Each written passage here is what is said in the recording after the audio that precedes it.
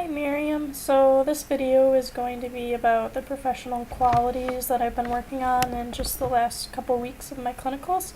So one of the main things that I was working on was the way I introduce myself. So I kind of try to think from the patient's point of view, like what they would want to know and like get all of that out of the way in the beginning. So like tell them like this is how it's going to go. I'm going to take your history first.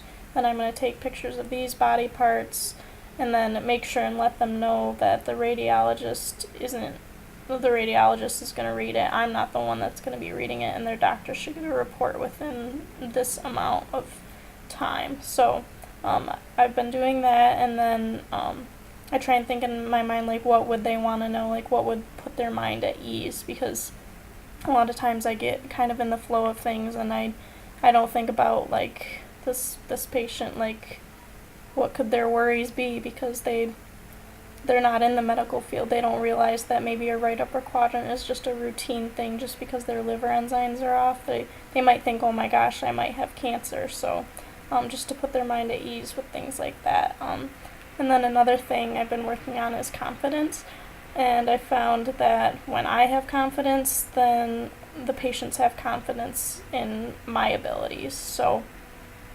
the more I scan and the more that the sonographer lets me do things on my own, then they kind of, a lot of them said, like, wow, I see, like, you're going to be a great sonographer because, like, you're already doing everything on your own and things like that. So confidence has really been a key for me. And then the third thing that I've been working on is asking questions. Like, a lot of times before, I was afraid to ask questions that I thought might be too personal or things, but they were things that could pertain to the exam, and most people, they're not going to be offended if you ask questions, because like we're medical professionals, and it'll be better if we know. Like I had a woman who had multiple sclerosis, and we were doing a renal study on her, and so she had to empty her bladder.